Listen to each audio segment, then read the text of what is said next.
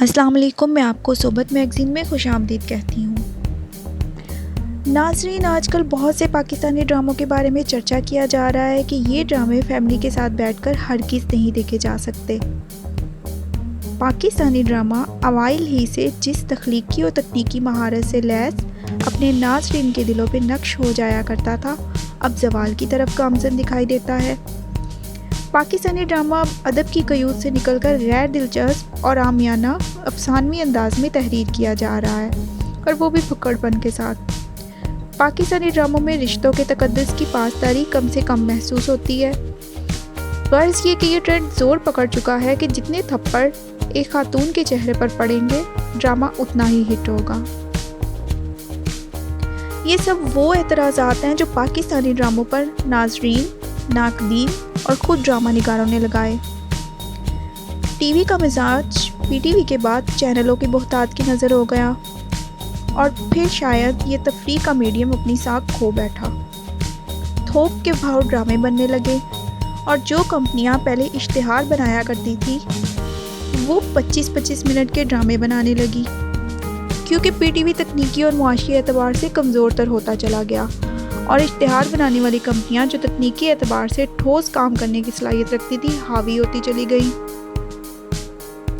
اس طرح ڈرامہ نگاروں کی جگہ ڈائجسٹ نگاروں نے لے لی۔ ڈرامہ اپنے حقیقی ماحول سے نکل کر خیالی دنیا میں جا بسا، جہاں رومان، جنسی لگاؤ، دکھاوا، منفی کردار اور گانوں نے قدم جما لیے۔ پاکستانی ڈرامہ جب 70 اور 80 کی دہائی میں نشر ہوا کرتا تھا تو سڑکوں پر سناٹا ہوتا تھا۔ دیکھنے والے انکل عرفی، شہزوری، افشاں، کباچا اور اکا بوا جیسے حقیقت سے قریب تر کرداروں میں خود کو تلاشتے ملتے تھے۔ یہ وہ دور تھا جب ڈرامے میں عورت کا کردار مضبوط اور مستحکم دکھایا گیا۔ یہ کردار ہمارے ماحول اور اقدار کے آٹے سے گوندے ہوتے تھے، ان میں زبان کی چاشنی ہوتی اور ہماری اقدار کا رنگ ہوتا۔ ان ڈراموں کی کشش سڑکوں کے سناٹے سے ظاہر ہوتی تھی۔ پاکستانی ٹی وی ڈراموں میں کردار اور افکار کی ایک لڑی ہوا کرتی تھی جو اپنی ترتیب نہیں بھولتی تھی۔ لیکن اب ہر چینل صرف عشق و محبت کی افسانوی کہانیاں غیر حقیقی موضوعات کی چادروں میں لپیٹ کر پیش کر رہا ہے، اور جس قدر اب عورت کے خود مختار ہونے کا چرچا اور کوشش ہے، ہمارے ٹی وی ڈرامے اسی قدر عورت کو محکوم اور لاچار دکھانے پر مصر ہیں۔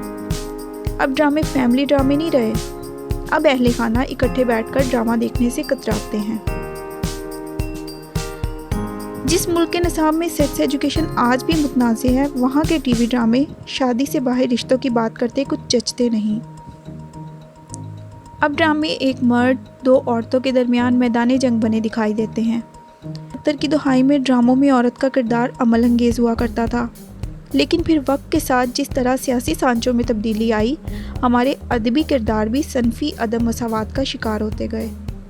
خدا کی بستی جیسے ڈرامے میں مرد و عورت کے کردار اور ہمارے سماج کا گہرا احاطہ کیا گیا تھا۔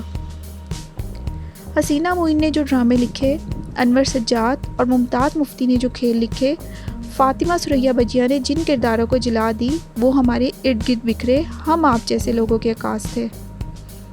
اپنے مزاج و ماحول سے مطابقت رکھتے یہ کردار، ہر اداکار اپنی منفرد چھاپ کا مالک تھا۔ پھر پڑوسی ملک سے بالاجی پروڈکشن کا تہلکہ آمیز ریلا آیا اور اپنی چکا چوندھ میں پاکستانی ٹی وی ڈرامے کی اقدار بہا لے گیا۔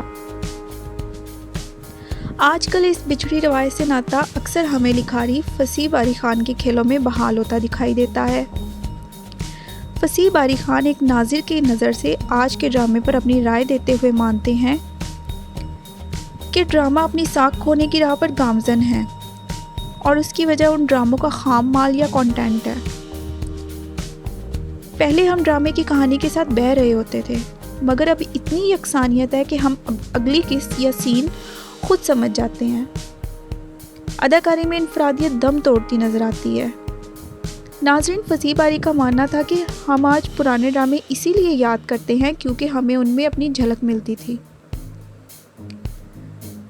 پاکستان کا سیاسی اور سماجی مزاج کیموفلاج ہو چکا ہے، اس پر مذہبی اور معاشی انتہا پسندی کی موٹی چادر تنی ہے، ورنہ کشمیر سے لے کر فاٹا اور بلوچستان تک انسانی حقوق سے جڑی ان گنت کہانیاں موجود ہیں جو ٹی وی، فلم اور تھیٹر کے پلیٹ فارم سے دیکھنے والے ذہنوں کو جھنجھوڑ سکتی ہیں۔